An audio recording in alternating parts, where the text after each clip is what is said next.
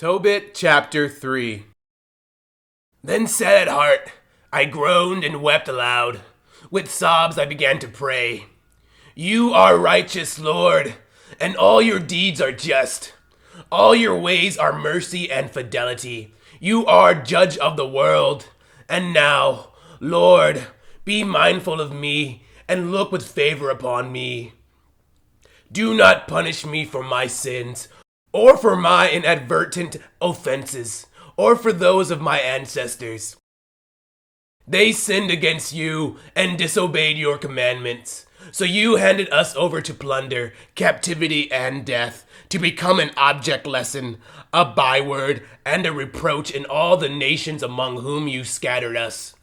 Yes, your many judgments are right in dealing with me as my sins, and those of my ancestors deserve. For we have neither kept your commandments, nor walked in fidelity before you.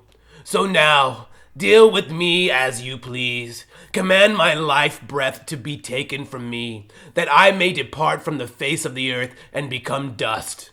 It is better for me to die than to live, because I have listened to undeserved reproaches, and great is the grief within me. Lord, command that I be released from such anguish. Let me go to my everlasting abode. Do not turn your face away from me, Lord, for it is better for me to die than to endure so much misery in life and to listen to such reproaches. On that very day, at Ecbatana in Media, it so happened that Raguel's daughter, Sarah, also had to listen to reproaches from one of her father's maids. For she had been given in marriage to 7 husbands, but the wicked demon Asmodeus kept killing them off before they could have intercourse with her, as is prescribed for wives. The maid said to her, "You are the one who kills your husbands. Look, you have already been given in marriage to 7 husbands, but you do not bear the name of a single one of them. Why do you beat us? Because your husbands are dead? Go, join them. May we never see son or daughter of yours." That day, Sarah was sad at heart. She went in tears to an upstairs room in her father's house and wanted to hang herself.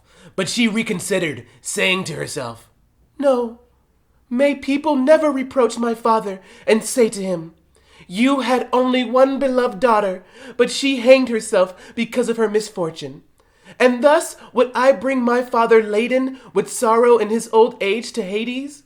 It is far better for me not to hang myself, but to beg the Lord that I might die, and no longer have to listen to such reproaches in my lifetime." At that same time, with hands outstretched toward the window, she implored favor. "Blessed are you, merciful God. Blessed be your holy and honorable name forever. May all your works forever bless you. Now to you, Lord, I have turned my face and have lifted up my eyes. Bid me to depart from the earth, never again to listen to such reproaches. You know, Master, that I am clean of any defilement with a man. I have never sullied my own name or my father's name in the land of my captivity. I am my father's only daughter, and he has no other child to be his heir.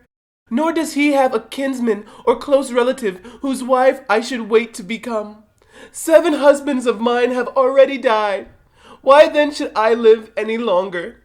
But if it does not please you, Lord, to take my life, look favorably upon me and have pity on me, that I may never again listen to such reproaches." At that very time, the prayer of both of them was heard in the glorious presence of God.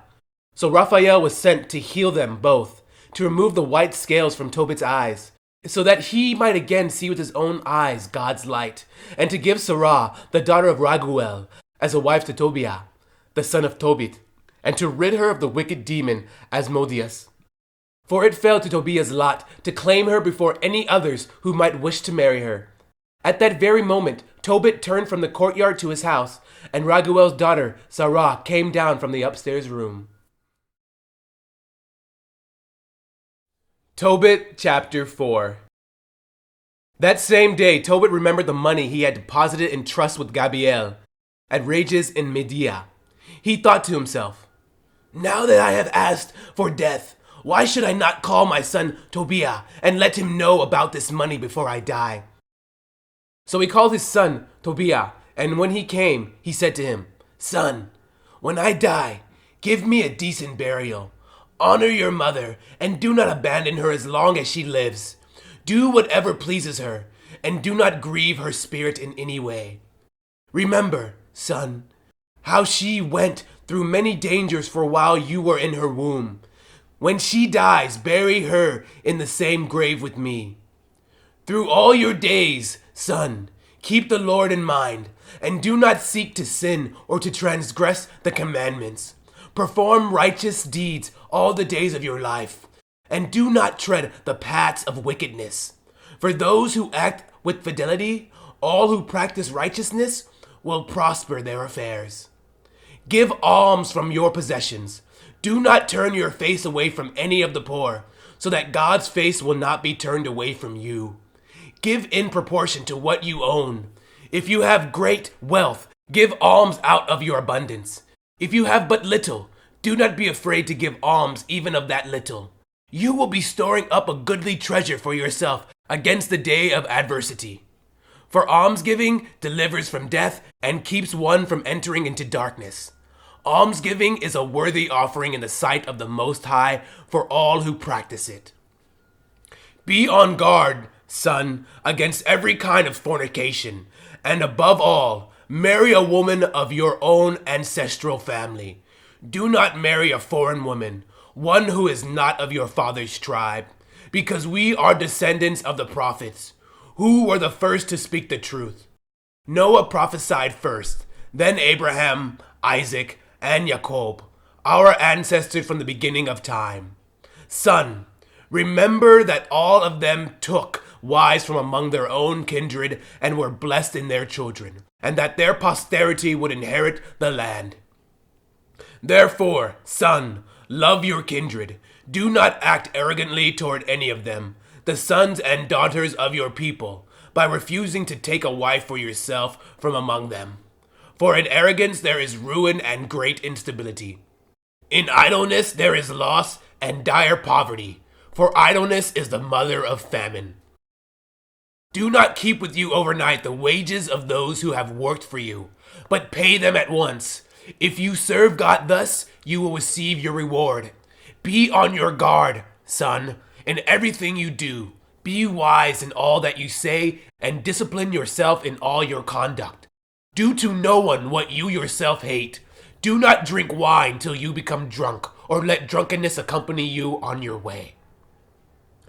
Give to the hungry some of your food, and to the naked some of your clothing.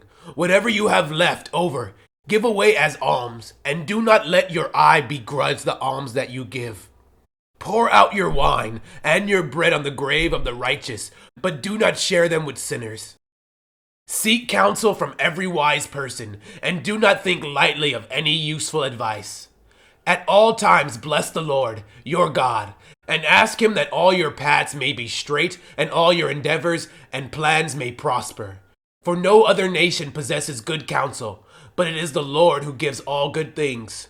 Whomever the Lord chooses to raise is raised, and whomever the Lord chooses to cast down is cast down to the recesses of Hades.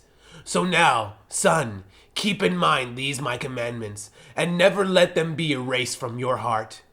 Now, I must tell you, son, that I have deposited in trust 10 talents of silver with Gabriel, the son of Gabri, at Rages in Media. Do not fear, son, that we have lived in poverty. You will have great wealth.